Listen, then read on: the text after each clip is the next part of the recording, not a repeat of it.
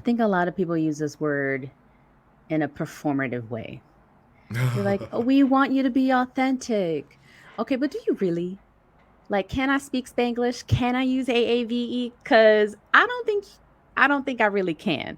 Right. And so to me, authenticity is being in a place that I can be completely myself, align with my values, and be free, right? Like I don't have to think about, hey, is this person cool? Can I say this? Or is this the right place for me to talk about, my some of my social justice initiatives and stuff like that? If I'm questioning it, if I have any doubt in my mind, I'm not being authentic to myself. Oof, you said free.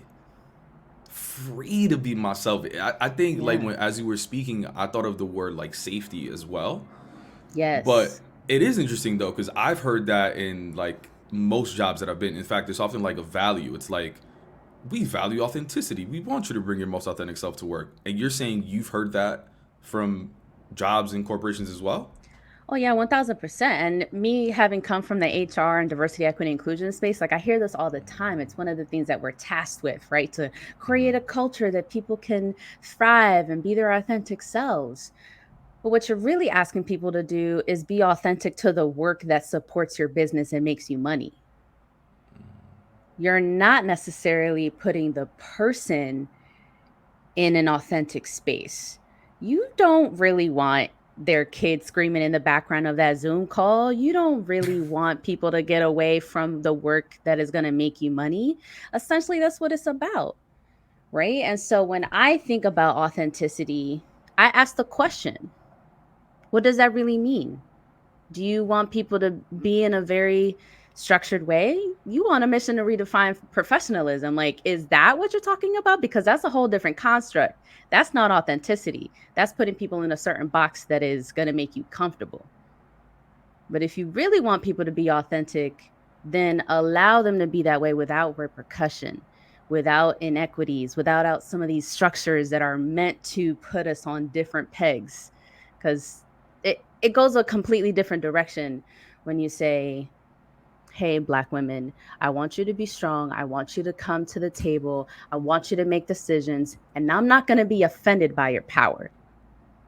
I'm not going to be intimidated by the amount of information that you know about this particular subject, even though I'm the executive, even though I'm the VP. That's Mm-hmm. what that is. So tell me about your first experience when you were like, "Oh, you want me to be myself? Yeah, let's do it." And then you were met with resistance. My entire career. So tell me, I'll be but I'll be I think honest. it's interesting because when you experience it early on, I think you respond a certain way compared to like if you experience that same exact experience 10 years down the line. I think you have potentially like a different skill set on Yeah. how to even handle that situation. So let's talk about early on, maybe first time you've experienced that resistance in your authenticity. Yeah. So that's kind of tough because as any other Latina, I feel like I've had 1,000 jobs at the same time, right? I served in the military, but I was still going to college and I was still doing all this other stuff. And Interesting. yeah, so I served in the National Guard. For those who don't know, like you serve on the weekend and 2 weeks out of the year, but you have, the possibility of being called up to active duty and stuff like that, which I have been. And I didn't really feel it in the military because in the military, and this is not the same for everybody, but at least for me, when I was in uniform in the particular areas that I served, I was still able to be myself. And to be honest with you, it was probably like supported for me to be strong and be a certain way because it was the army, right? But once I got to And what do you corporate mean? America, Sorry, go you for it. said strong a few times. I'm wondering like what like maybe have you been called strong? Do you identify strong? Like what does strong look like? Yeah, that's a good question.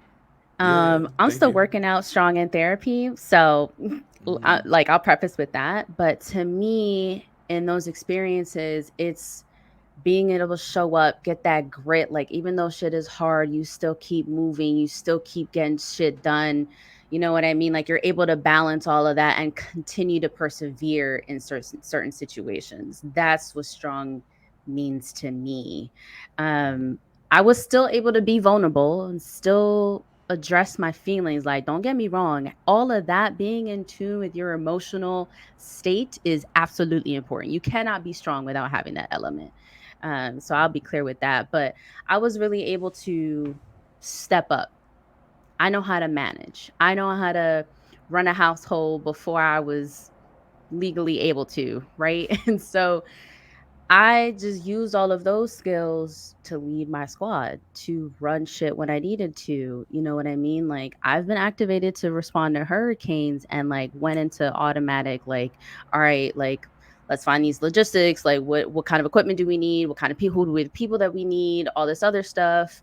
Right time, right place, right uniform is basically what we say in the military. And that, like, I fit those qualities pretty well. Mhm. Where the army was not so good is that they don't really like you addressing their feelings, and they say they do, but they don't. Um, I got out of the military actually just a couple years ago. I served for almost 10 years, so it's fairly recent for me, but I was in corporate America at the same time.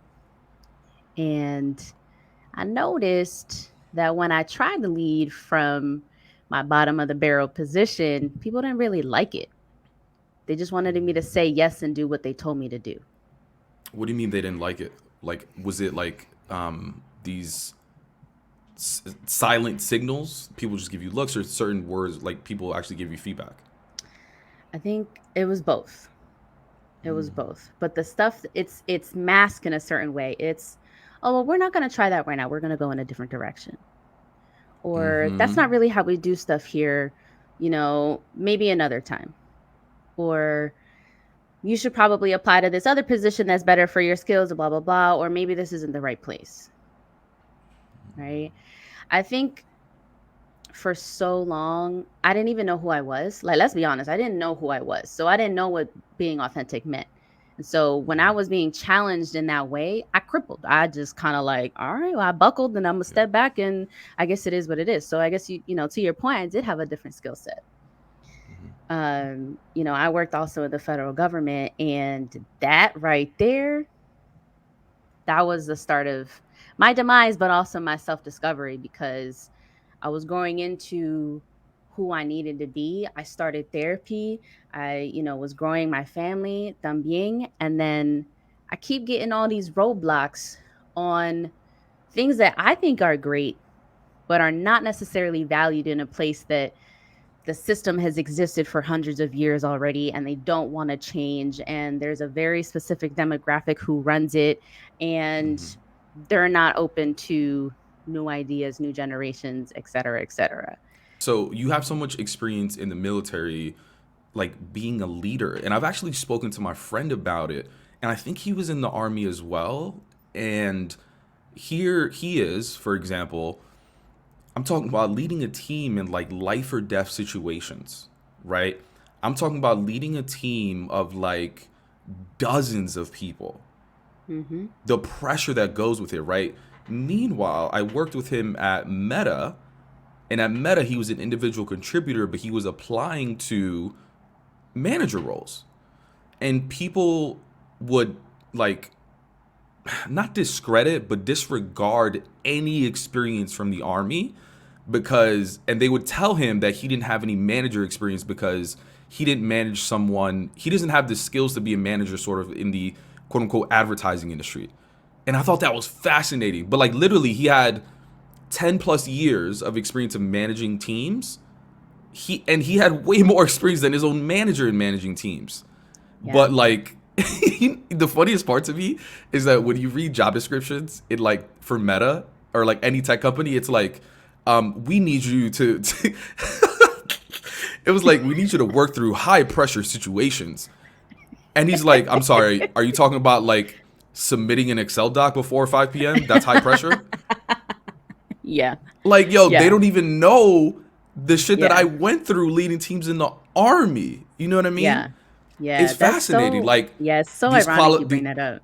these qualifications, but I think of you and like this dichotomy of like you being told, not told, but like acknowledged and valued for your leadership skills, your strength, your vulnerability in one side, yet you're also going into this corporate environment where those same skills aren't accept it. And you're like, well, which part of myself do I show up with? Yeah. Yeah, absolutely. And you know what? I've had the same issue. And it's almost like now you got to ask like, well, what type of leadership are you looking for? Are you looking Yeah. for a yes person who's been groomed in your particular organization and that is the person that you want to be able to put in that manager role because they're going to do what you want them to do? Okay, cool. Then that's fine. Then say that. Put it out internally and promote that person, right? But I have had the same issue where people tell me I don't have enough leadership experience to manage people because we're thinking about leadership and professionalism in a very specific way. Mm-hmm. But if you think about the culture that we come from, we've been leading since way back in the day. That's just the way it is, and especially Latinos, we are the managers of our households. We've been doing that stuff since we were young and we were groomed to do so. And then I go into the military and then I naturally do it in places where I have to almost manage up and teach someone how to manage me because I'm such a high performer. That's not a cocky statement. It is I just naturally perform at a high level and sometimes people don't know how to manage that. And it's true. They just don't like the life skills and the background that qualifies me to be a leader. They would prefer someone who is coming up, climbing the corporate ladder, saying yes, pleasing the C suite, and doing the things that make people comfortable. And the second that you challenge that, which is why I've made some recent career changes, it's uncomfortable. And that's not what we were looking for. Right now is not the time. Well, when is the time? When is the Yeah. time to make people uncomfortable? Because without making people uncomfortable, you are not going to see change that you really want to do. If we Yeah. continue to put comfort and just complacency, then all these other efforts that we talk about, including the Black community, the people of color community, like everyone, that is only performative. Until you confront your own biases about what leadership is, about what professional is, or what authenticity is, we are not going to see a shift until the people who need to be uncomfortable start feeling okay with being uncomfortable and then moving beyond it. That's Yeah. it. And I love the fact that you brought up the word professionalism, right? Because a lot of what we've spoken about is perceptions about leadership. But in what ways do you think your authenticity even comes at conflict with what people perceive as professional? Yeah, I think all of me. I think literally me showing up is an act of resistance in itself. I showed up today with bare face, curly hair for a reason. It's intentional because me 5 years ago, I would have, straightened my hair into submission. I would have thought I had to look a certain way. I would have worn heels. I would have worn a different blouse, all that stuff. So small Heels. things. Yeah, man. Yeah. My massage therapist told me, he was like, these heels are actually not good for your muscles. Like, this is why your body hurts. And I was like, say less. Got rid of them. But I think it's fascinating even with like heels. Let's take heels for example, right? Like Hmm. there are certain companies in the airline industry, flight attendants, women, from my understanding, for certain companies are forced. It's part of their policies. They have to wear heels essentially like in the walkway and while they're working, right? But I Yeah. think other times there isn't necessarily like a formalized rule. What a lot of people do is on their first day of work, they look around in the office, they do that visual test, and they just assume that they have to wear heels based on what everyone else is wearing, right? So, Yeah. or family, they're like, you're gonna go to work like that? So, what was it for you? Because you said 5 years ago, like, which one of those gave you the indication that you had to show up a certain way, presenting wise, like appearance, aesthetically? It was definitely that unspoken rule. And family and external people be like, you gonna show up like that? You're gonna go to the interview like that? Don't wear red, wear something nice and pastel. You know what I mean? Like Red, those even the nuances. Yeah. color. Nuance like red for some reason, Latinas wear typically Yeah, the red lipstick and like I'm gonna yeah, show up, right? Well, yeah. I literally had this told to me, don't wear red lipstick, wear a very neutral color on your nails for your outfit, like stick to the nude colors and navy blue and black and gray and all that stuff, almost to mute yourself. Like think about that. That is to dim your light. That is muting yourself Yeah. so that we are not perceived as too loud, too spicy, too against the grain, and like going against the norms that we really need this job. So we're going to conform to what, corporate America wants to see for us. So it was that external. But as soon as I started finding myself and understanding that me being louder than someone else or have curlier hair than someone else or being darker than someone else is actually a gift and not something that they can use against me, is when I realized this isn't for me. If you cannot be comfortable with me showing up this way, that's your problem. And I'm not going to stay in this situation. I'm going to walk away from it. I'd rather protect myself and my peace than to conform to make you feel comfortable, because that's not what I'm about anymore. If you're uncomfortable, that's your problem. You got to figure that out. Yeah. I'm doing a lot of speaking engagements, and every speaking engagement, someone says, listen, Pavel, like, I want to be my authentic self, but I'm scared. I'm Yeah. like, listen, I get it. We're all scared. But like, and then I ask the question, I'm like, who wants to work in a toxic environment? No one raises their hand, right?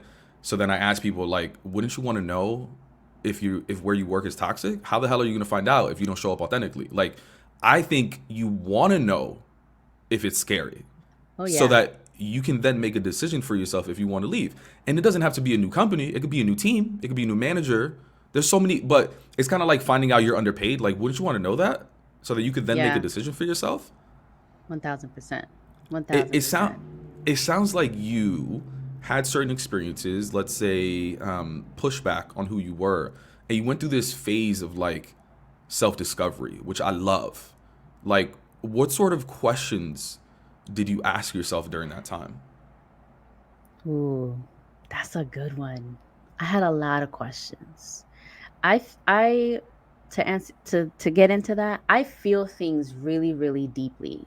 And I'm one of those people where I can feel energy in a very different way. And I can perceive nonverbal communication like pretty spot on. And I would just pick up on some of those small things that we see, like, you know, someone's talked over me in this meeting, or someone presented the same idea that I just did and they were praised for it. I had these conversations in the background and not giving credit for what I did. And, I asked myself, like, is it me? Like, I swear I did everything I was supposed to do and I'm still not coming out on top. I still feel sad and depressed and anxious showing up in this space. And so once I acknowledged that I was feeling things that were not healthy for me, then I started asking myself, okay, what about this is unhealthy? What is in my control that I can shift? I can, move the chess pieces to make it to where it is a healthy spot for me.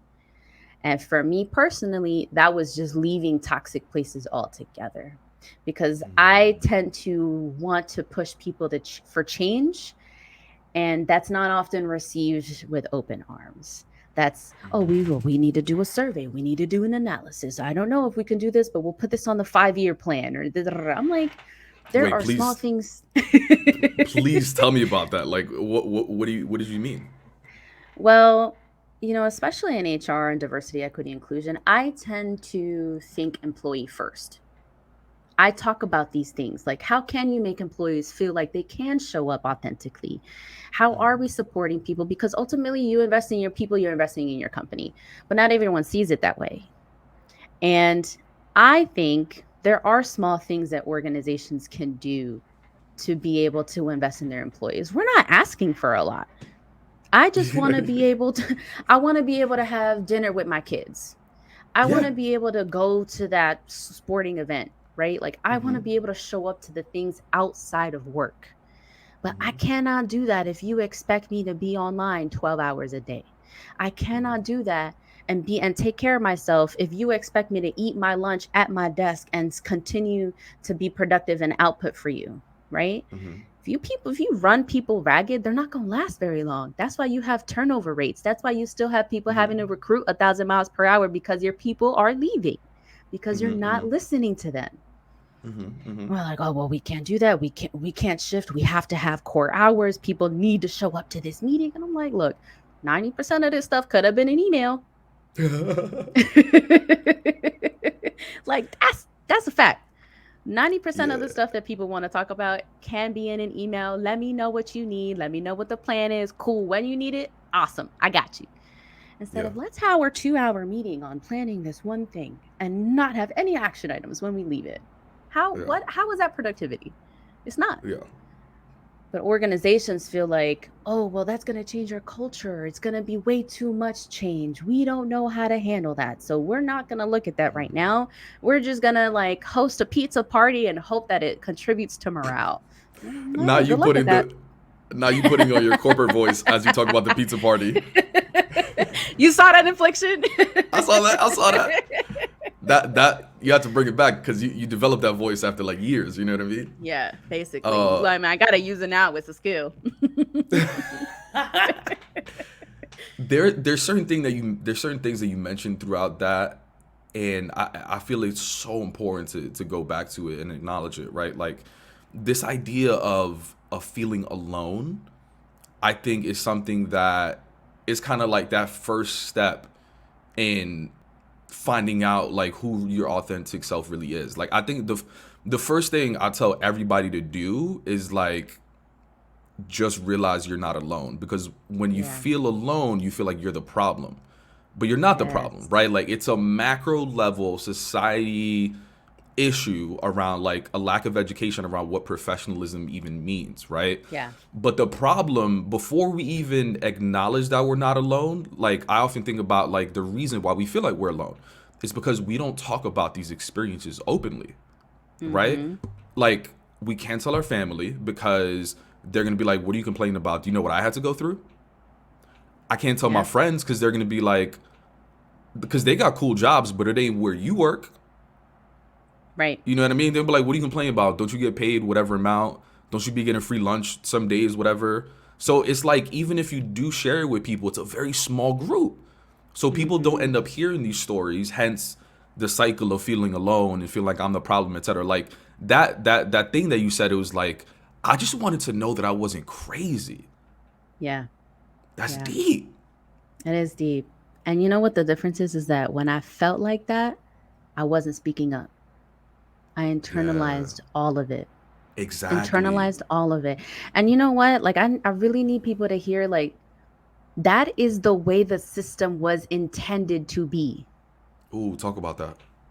You were supposed to feel shut down. Imposter syndrome based on white supremacy.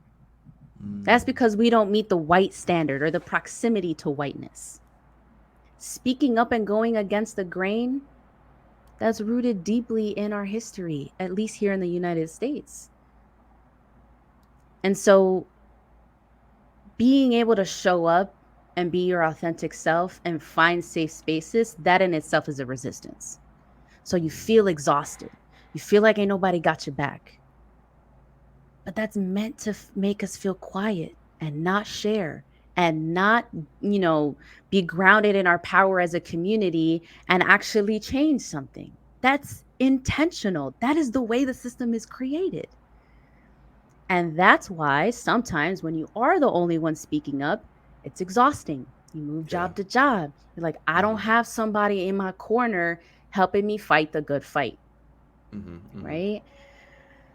But I would challenge people like, look past the shame, look past the gaslighting and the things that people say that are continuing to perpetuate that same system, because it's ingrained in all of us. We may not want to admit it, but even as people of color, we tend to perpetuate the same systems because we're operating in a lane of safety, right? It's a safety mechanism. It's to like, oh, we don't want to challenge it. We need to be able to have stability. I need this job, which is valid, but just be conscious that you're still perpetuating the same ideas and the same things that keep us in a particular box.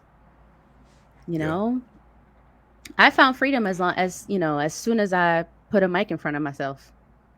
As soon as I started talking to other people, I said, "Hey, girl, Mm-hmm. this is how much I'm making. This is what I do to make sure that I'm advocating for myself. Are you doing that?"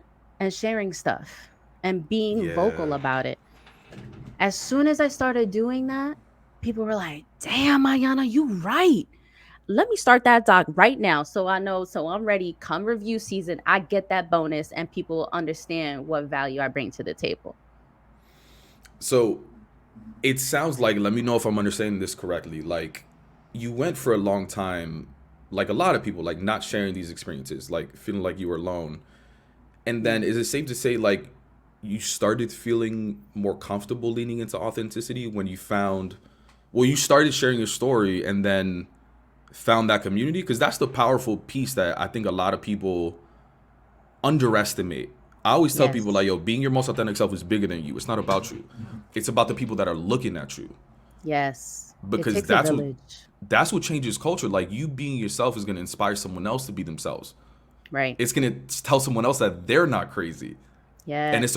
it's a ripple effect across the world. You know what I mean? So tell me about when you started to feel a little bit more confident and comfortable being yourself. Like, was it like one post that people were like, "Yo, I fuck with that"? Like, what was it? I think it's a combination of things, right? And you mentioned culture. You think about culture in the HR world, we say if you've got more than two people in a company, you have culture. Ooh. It takes a community to shift culture. You cannot do that alone. And I did like multifaceted way of like leaning into this. I had to like lean hard into therapy.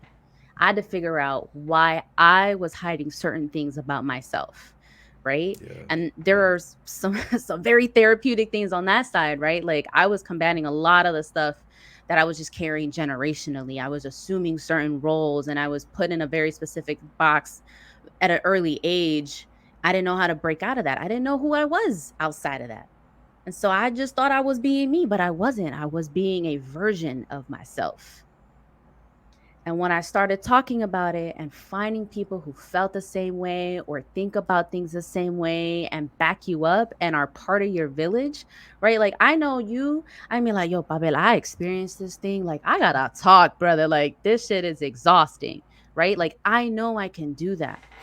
But before, it was almost like a shame spiral for me to even ask for help, for me to even share that I was struggling in certain spaces, because especially now in this area of social media, we're supposed to, we expected to be like thriving and you doing great and it looks like you got all the opportunities and you live in the life, but in the background, yo, I'm lonely, I'm tired, I'm fighting Mm-hmm. systems, I'm exhausted. Like Mm-hmm. there's so many different dimensions and I think we feed into that, Yeah. and Yeah. it wasn't until I started leaning into the village that I wanted, right? It's not necessarily the one I was born into, but the one that I curated and I, you know, like really invested in, is where I felt like, okay, I can be myself. I'm good. I am Mm-hmm. safe. It is okay that people don't like the way I show up. That says more about them than it does about me. Yes. Yo, I'd love to know. I mean, obviously, you've learned a ton in therapy, obviously, right? Yeah. I'll share one thing real quick that I learned in therapy that was like kind of the start of making me feel like I'm not crazy. Like, and it was such a simple question my therapist asked me. Like, I forgot what I was even talking about, but she was like, "Yo, let me ask you a question. Like, do you think you're my only client?" I was like, "Wait, what?" She's like, Excuse me? she was like, "No, seriously. Like, do you think I got to pay my bills with just you as my only client?" I was like, "Nah, I'm sure you got clients." She was like, "All right, so like, you think what you're talking about, you're the only one going through that?" I was like, Ooh. "That's a good point." And I was, for the first time, I felt like I was not crazy. You know what I mean? Wow. I felt that. Yeah, yeah, Ooh, that's good. That's yeah, good. yeah. And that reminds me something that my therapist told me. I'm really big on, I've got two kids and I'm trying Mhm. really, really hard on breaking cycles and stopping some of the intergenerational trauma, right? And some of that shows up on the way that we show up to work and in the workplace and professionally. And she told me, she was like, you do not have to break all the generational trauma. You do not have to carry it all at the same time. You could put that to the side, work on one today, and even that is healing in itself. So, even us talking about it, even us having this conversation is towards healing and towards breaking some of that stereotype and that system that is working so hard against us. And I just like sat back and I was like, ooh, I needed to hear that because I really did think like I need to solve all of it today. Like this shit is whack. This needs to go. She said, look, you talking about this, you talking to your kid about their feelings, you creating safe spaces is an act of resistance in itself, is breaking the generational trauma in itself. And I was like, it's simple. It's simple Yeah. stuff, you know? And then the more you build on that and the more community you involve in that, you shift the culture because it takes a village. Yo, let's talk about talking about feelings because this is another piece of advice that I often give during my talks. They're like, I'm having a hard time explaining to my team what my experience is in corporate, right? And me personally, I've found that it's damn near impossible for me to be like, listen, manager, as a black man on this team, this is what my experience is. The response is always like, well, Pavel, like, as a white man, I'm never gonna understand what your experience is, blah blah, right? And I'm like, damn, he's right. And listen, like, that could be for any identity. Like, I'm never gonna understand what it's like to be a woman in corporate spaces, right? What I have found that's really helpful, and unfortunately, this isn't something that I was taught even in the office. I learned this in therapy. Like, it's really helpful to communicate feelings and emotions, like, because everyone at some point in their life has felt scared, ashamed, unsafe, unheard, lonely, I don't know, sabotage, whatever the emotion is. Like, people understand emotions and feelings more than they'll understand like your specific identity. And being able to Yeah. communicate that, well, one, recognize it and then communicate that. I've found that in these spaces, it's a lot easier and more effective to build empathy. Like, I'm not saying everyone is going to get it, but I found it to be a little bit more effective. Yeah, 1000%. And you know, I'll go even a little bit further and say that sometimes it's just not safe for you to express those emotions or try to get people to understand. Yeah. Like, it is not our job to educate. It is not our job to like bring people over the bridge and get them to all of a sudden like have this like epiphany and they get it, right? And this goes back to authenticity. Like, if it feels true to you Yeah. to state your feelings and get your voice heard, and that you are okay no matter what kind of reaction they have, that's authentic for you. That's it. That's all you need to do. That is all that you are obligated to do. It is to be authentic to yourself. It is not to get people to understand how you're being authentic, right? Like I have a lot of trouble with this as well as like wanting people to get it and wanting people to like resonate and want to like, oh, their reaction wasn't quite what I was looking for, right? Like I still have trouble with that. But as long as I remember like I'm being true to myself, I'm speaking my truth and I'm going to be okay and walk away from it regardless of what their reaction is, that's going to tell you everything you need to know. Yeah, no, that's fair. I'll often say that like no one can tell you what authenticity means to you. Like, that's a very individual, personal thing. I'm curious for you though, like today at this point in your life, like what side do you lean more towards? Are you just like, yo, I'm educating everybody, or it's like, I'm tired, y'all. Like, you know what? Let Pavel educate them. Let somebody else educate them. You're like, I'm walking away from as many situations as possible. Yeah. I think that's a great question, and I bounce back and forth because sometimes I Yeah, do yeah, like throw in the tone like, "Yo, y'all not getting it. Somebody else take this baton because I'm tired, like without an yeah. R, tired." It Um, depends on the day. It depends on the vibe. Yeah, yeah, sometimes it depends on the vibe, but you know, sometimes yeah. I'll be I'm like, you know what? tired. Forget it. That's gonna be the title. It's gonna be I'm tired. I'm tired, y'all. No, but in all seriousness, like I think my way of doing this work is sharing my story. It's talking about my truth. That is that is the only thing that I am truly an expert in, is in my experience. And I will never get tired of my own story. My story is my power. And if you don't understand it through my story, that's okay. You probably need to go somewhere else.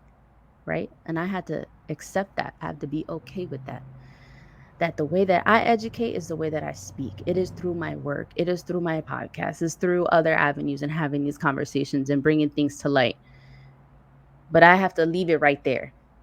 It is not my responsibility what people do with my story or how they, continue to educate themselves after that. I had to put boundaries around it because I can't educate everybody. There's just some people who are not worth having the conversation with. Like, let's be honest. That's it. And I had to realize, I was like, you know what, this person not gonna get it. It's okay.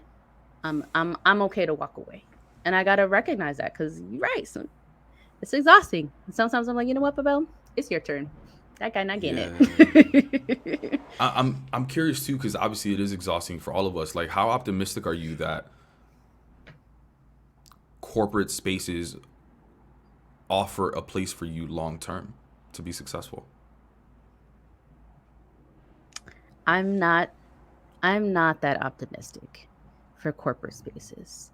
Not for big ones anyway. And here's why. These systems have been in place for so long that it's hard for people to grapple with change. It's hard for them to completely undo what they're used to. And I get that. Like, we are creatures of habit. Like, you just fall into a certain rhythm and that's how it happens. I just don't have enough hope in some of these really big systems to change themselves, which is why I find communities who are having the conversation, who are active in the community, who are getting people out to vote, who are having discussions about what the history that they don't talk about in schools and, like, right? Like, I find the spaces that I thrive in, that I can have like-minded conversation or even be challenged, right? Because I don't know everything, right? But still have like a healthy place to do that. I don't think that corporate America, the way that it exists today, is that place for me. I just don't. That's why I walked away. I cannot change corporate America on my own. And there are not enough people doing the work collectively to be able to shift corporate America in the next 5 to 10 years. You think about it, after George Floyd, people protested, they made promises, they said, we're going to donate to XYZ, but where's the change? Yeah. Where's the legislation? Where are the different systems that are going to address mental health in schools for kids? Where are the different alternatives to, instead of calling 911, that someone else responds when there's a mental crisis? There is 988, but it's still young and they're still trying it out, right? There's still going to be different iterations of it. But there are so many things systemically that are just fueling everything together that it's exhausting. It's exhausting. That's why you find small pockets. That's what gives me hopes. The small pockets of the community, and being able to feed off of people's energy, and that way that keeps me going. But corporate America is not where that is for me. It's an important point to note, though, right? Because, I mean, there's a ton of data, stories, articles about people quitting to the point where they're just like, I don't even want to go back into the office because it's a drain of energy, right? Yeah. There's the big quit. There's a bunch of like different hiring trends that I think companies are starting to notice. And maybe that'll make a change. But it's interesting you mentioned even the murder of George Floyd, and there was this interesting article that came out as well from, oof, I forget what it's called. I'll send it to you after though. But there was so much good data out there. There was even this data point. I think it said like companies that made public pledges after the murder of George Floyd had 20% fewer black employees compared to companies that didn't make promises. And it was this kind of visual of like people that aren't making public pledges are doing the work and don't have to make the rah rah noise, or the Mm-hmm. performativeness, but people that are doing these performative promises want to get ahead of it, want the publicity, want to say like, look, we're doing this, but it's all kind of like marketing versus Yeah. actually putting the work in. It's fascinating. Yeah. I gotta share it to you. I gotta share it Oh with yeah, you. I think I know which one you're talking about because you're like less than 1% of the money that was promised has actually been donated and invested in those programs. Yeah, there was Oh, like billions of dollars that were yeah. promised, Hmm. and it's nowhere to be found. Like, Hmm. where is the money? Because Yeah. you could fund a lot of programs and a lot of systems that would do some really good work Yeah. if we actually put it in the right places. But it didn't happen, you know? And I think you bring up a great point. I think the workforce now can see right through that. Hmm. We can tell the difference. We could sniff it out when you just putting stuff out for marketing and PR and to like save face and trying to protect your stock price instead of actually investing in that community or actually doing something to support, right? The same thing Yeah. goes for Roe v. Wade.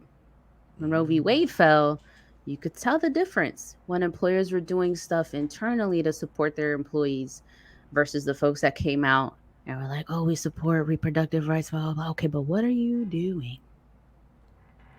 Oh Right?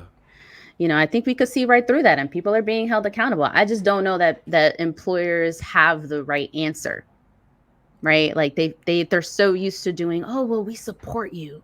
Support is not enough. Prayers are not enough. Where are you putting your money?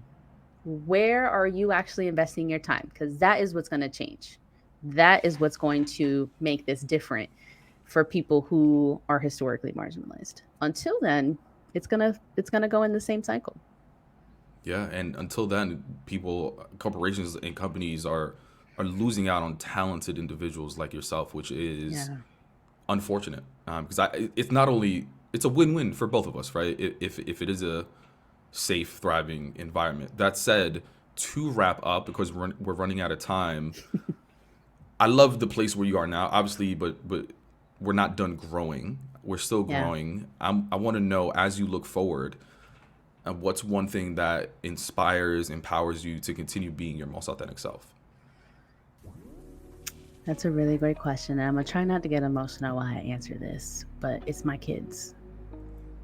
My kids are obviously like I want myself to be good, but my kids looking at me and seeing the example of what they can be is everything I need to keep going.